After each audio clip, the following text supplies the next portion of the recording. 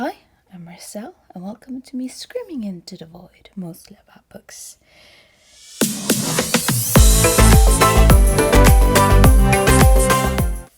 I'm reading around the world, and for Turkmenistan, I'm reading The Tale of Aypi by Ak Welspara.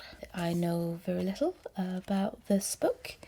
Reading on the back follows the fate of a group of Turkmen fishermen dwelling on the coast of the Caspian Sea. The fear of losing their ancestral home looms over the entire village. I am done with A Tale of aypi, and I have to say this book it drove me mad in the most brilliant way that only absolutely wonderful books can drive you mad. This book is about a small fishing village that is almost dying out, and I was a bit surprised by there suddenly being a ghost in the story. But I shouldn't be, because it is written quite clearly on the back that this unjustly executed soul returns as a ghost during these troubled times. I didn't know that there was a ghost in this one, and that is, of course, the ghost of aypi. But that is my bad. There are two sort of main characters in this book, and one of them is the main villager, Aras, and then you have the ghost of aypi. And aypi is a woman who, for several years ago, talked to strangers who came into the town and was murdered by the town because she dared talking to the strangers. And Aras is a fisherman in present day who is sort of rejecting the government's wish for them to stop being fishermen and just wanting them to move them to other places in the Soviet Union. So this is when Turkmenistan was part of the Soviet Union. And I had such an interesting road in trying to understand the book. And this is one of the sort of important reasons why you need to read diversely when it comes to books from different countries, because different countries and different cultures have different ways of telling stories. Because I was struggling so much that aypi, while being a ghost, while being scary and sort of a scary figure that goes around, is still very much painted in a positive light.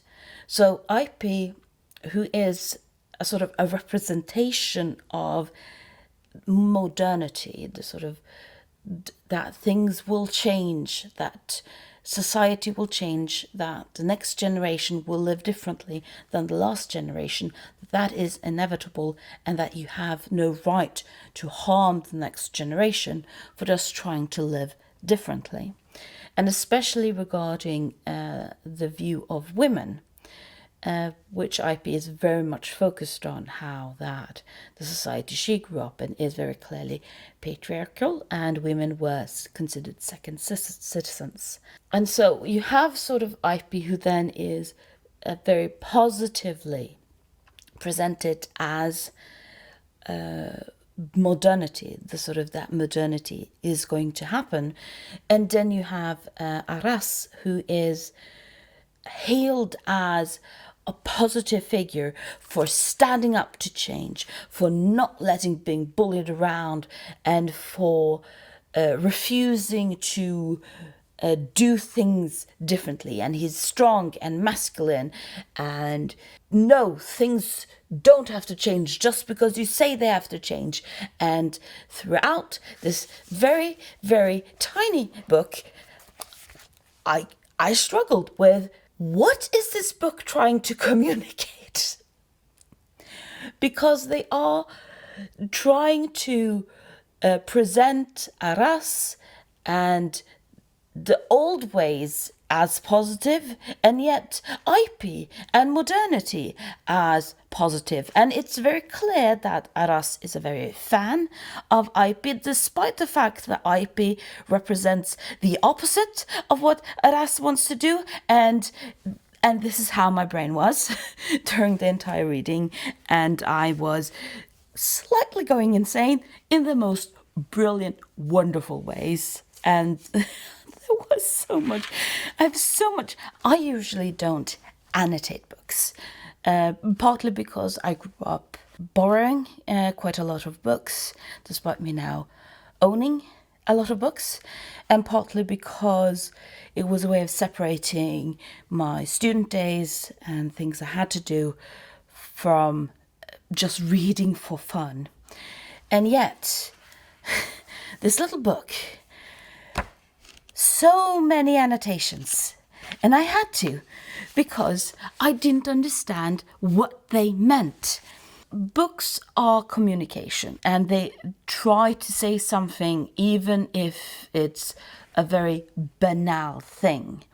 This is why, to define yourself as a romance book, you have to communicate that you should believe in love. That's it. I know that the American Society for Romance states that you have to have a happy ending. Again, because you are then evoking this communication, believe in love. I think that is a very narrow way of viewing believe in love communication, but that's for another video. And that's why I kept reading. So I have, so it's, these men always think about themselves all the time, said aypi to herself. Didn't consider that everyone would start saying about the girl. And they're just writing in margin, what do you want? aypi is a very clear character. What she wants is to restore women's rights. She is writing against the patriarchy. And that is fine. And that's a fine, clear motivation for a ghost character. But ending patriarchy requires that you change society. To end patriarchy, you need to change society. And Aras, as a character, doesn't want society to change. So how can these two positive characters support one another in the communication? Because Aras, as a character, is communicating how being forced to change is a bad thing, and that governments shouldn't take away people's ability to form their own lives, and people who cower to society, and especially the state as a whole, are negative and are not seen like real men. So he is for not change. He is trying to communicate we shouldn't be forced to change. Yes, aypi, by haunting them, is trying to force them to change, because she's saying stop being misogynistic pigs. But why can't women endure what men can? And why, when trouble comes, are females the first to bend? Asks a man in the village.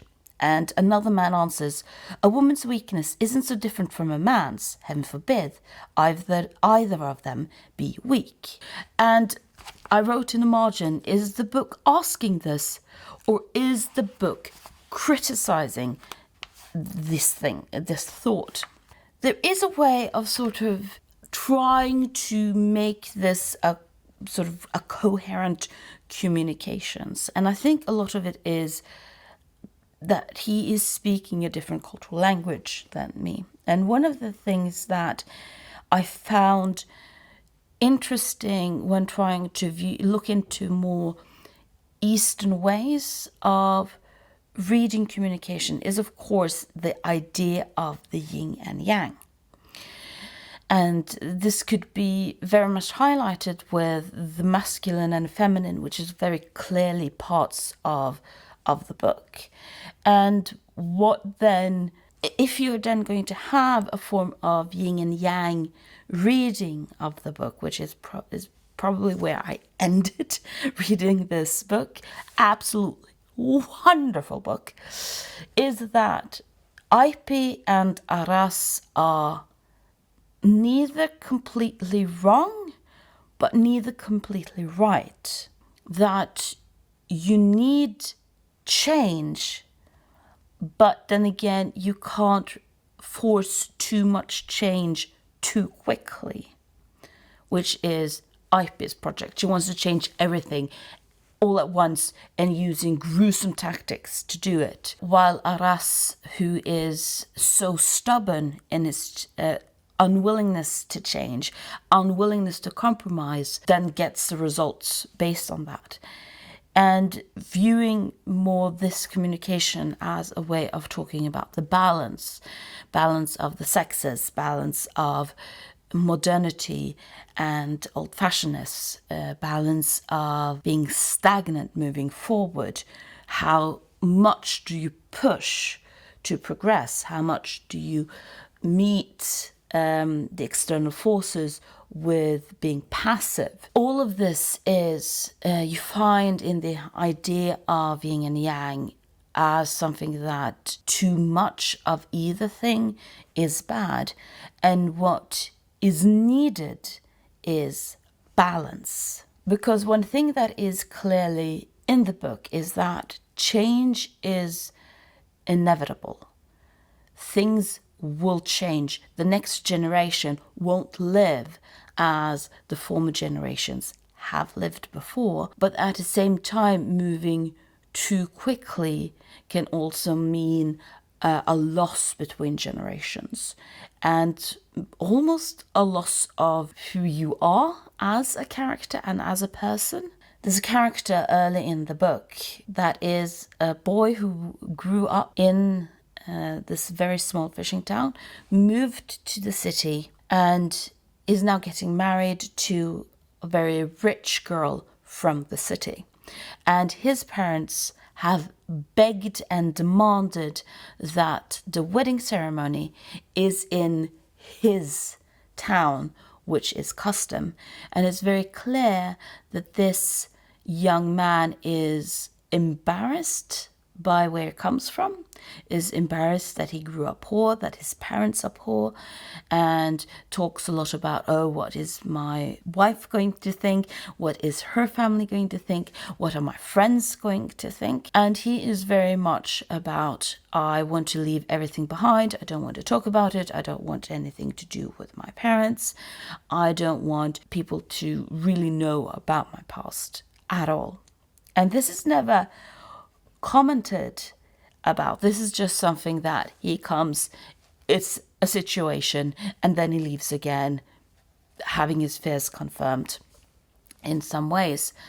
Turning that story on his head, I mean, he came from nothing and managed to build himself up. And I don't really understand why that should be something that he is ashamed about, rather than sort of showing, isn't this absolutely wonderful, the journey that I've been on.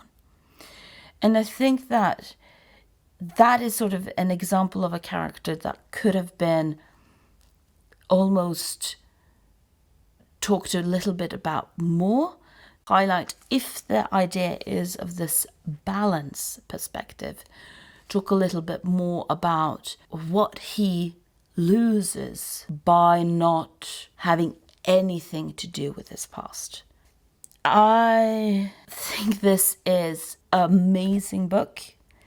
I have no idea if I have read this correctly.